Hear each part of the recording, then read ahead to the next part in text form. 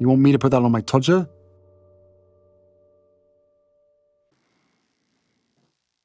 Living separate lives.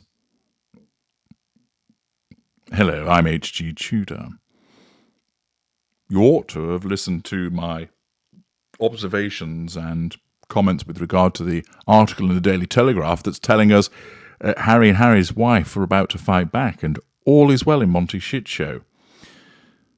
Is that purely PR dressing? It would appear so, because according to In Touch, Prince Harry is desperate to repair marriage, as he and Harry's wife are living separate lives. For 7 years, it was Prince Harry and Harry's wife against the world. They used to be inseparable, but this summer things started to change, says a source. While he was in London in June for his court case, she was reportedly attending parties back home in Montecito without him.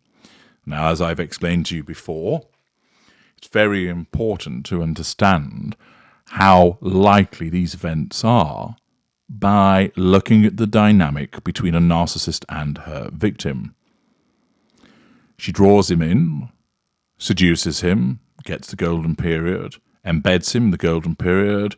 Everything is wonderful. Everything is marvellous. And then he gets a sustained devaluation, which is pockmarked with respite periods, the return of the golden period. And that's where they're at. And therefore, it is entirely conceivable that he goes off to deal with his court case because he has to, and she decides, I'm not coming with you. And therefore, withdraws the usual false compassion that she exhibits.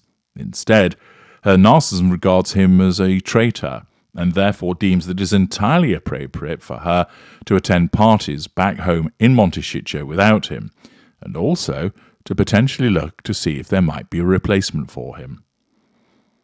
The article continues, by mid-August he was gone again, this time for a charity polo match in Singapore, with a quick stop in Japan, while she caught, well, purportedly anyway, a Taylor Swift concert in Los Angeles, and celebrated a belated 42nd birthday over a meal with friends. They seem to be spending more and more time apart. It's not a good sign. Now, with the understanding of the narcissistic dynamic, because she is a narcissist and he is the intimate partner primary source victim, why are they spending more and more time apart? Well, possibly it could be that he has become sick and tired of the way that he's been treated and therefore is seeking some solace away from her. It's a possibility. But I think more likely it's the case of these are things that Harry just has to do, and ordinarily it would either be the case that she would go with him to maintain that control over him and present to the outside world this facade of togetherness, or if he were to go without her, it would be short-lived. For instance, what went on with the coronation, there and back, very promptly.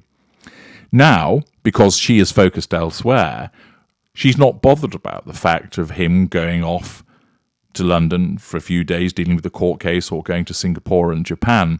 And we've seen, of course, that away from her influence, he actually looks happier. Another troubling sign, the article suggests, she hasn't been seen wearing the custom triple diamond engagement ring that Harry designed himself, sparking rampant speculation that after struggling with increasingly negative public opinion and failing business ventures, the Sussexes are headed for a split. Harry's wife has claimed the ring is being repaired, but she's been spotted on multiple occasions without it since May, and she has to know that not wearing it would cause divorce rumours to explode, says a source. Indeed, I have explained in Hurt and Confused how she's been triangulating Harry with its absence. Some people think she did it on purpose to send a subtle message to Harry that she's not happy in the marriage. Actually, she did it, driven by her narcissism, to control him and draw fuel from him. It's no secret that they've been having some growing pains. It's definitely been a rough year. Despite the massive success of his memoir Spare in January, the tide soon started to turn. In May, the pair were accused of exaggerating a run-in with the paparazzi in New York City, and the next month they were labelled grifters by a Spotify executive after their multi-million-dollar deal with the streamer went belly up. Experts complained that they also had little to show for their $100 million Netflix collaboration.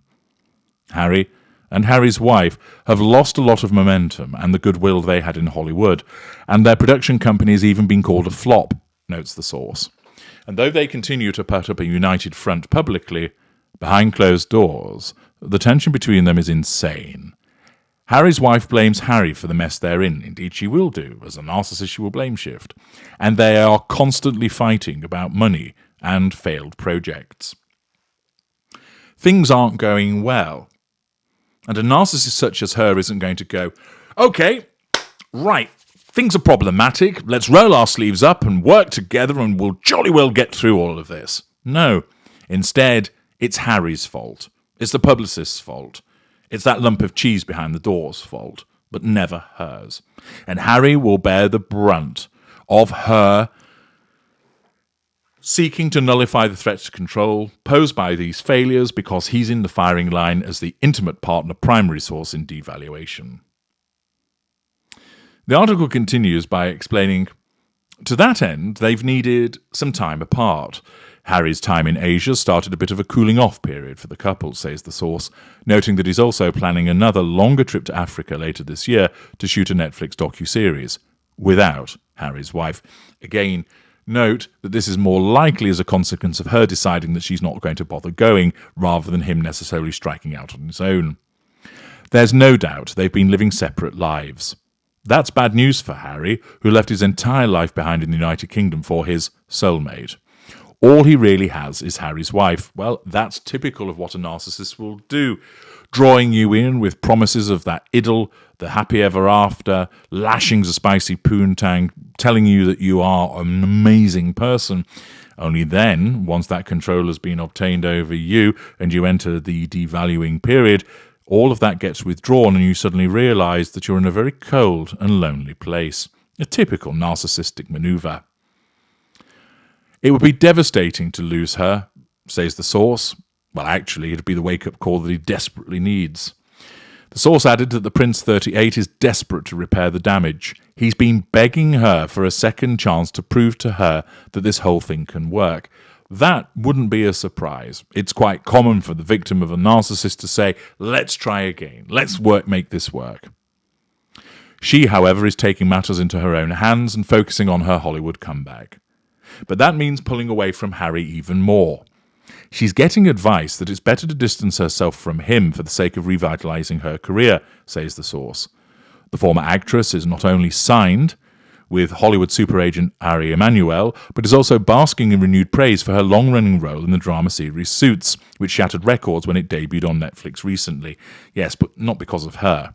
She's completely rebranding herself and looking to become a global celebrity influencer, adds the source, while Harry is still putting his efforts into the same charities he championed as a working member of the royal family. It's telling that their team cover story is focusing more on Harry's wife's solo projects than on their endeavours as a duo. Well, of course, because she's all that matters, he doesn't. What happened to all this talk of unity and being a team? Well, of course, there is the detailed PR puff piece that's just appeared in the Telegraph, which attempts to smooth over all of these cracks. Harry isn't completely on his own. He's been leaning on a surprising ally. Charles has reached out to offer his support, says the source, adding that the King, 74, never stopped loving and wanting the best for Harry despite their differences. Charles is also in a unique position to offer advice. No one knows how much pressure public scrutiny can put on a marriage better than Charles. It ruined his and Diana's relationship and threatened what he has with Camilla as well. So he truly feels for what his son is going through. Their renewed communication might signal a true thawing in their relationship. If only the same could be said for Harry's marriage. Moving to California was supposed to be a fresh start, not the beginning of the end, says the source. Harry and Harry's wife still love each other very much. No, they don't. He does. She's incapable of it. But they have a lot of regrets. He does. She doesn't. She just blames him. It's not regret. About how they've handled things since moving to California. And very different ideas about how to move forward. Friends of theirs are really worried about whether the two can survive these major bumps in the road. An alternative view, which is actually more commensurate with the way that a narcissist and her victim would behave, as the grifter girl sets out on her own path, allowing Harry to wander away. This engagement, as I've explained before, is but around the corner. I'm H.G. Tudor. Thank you for listening.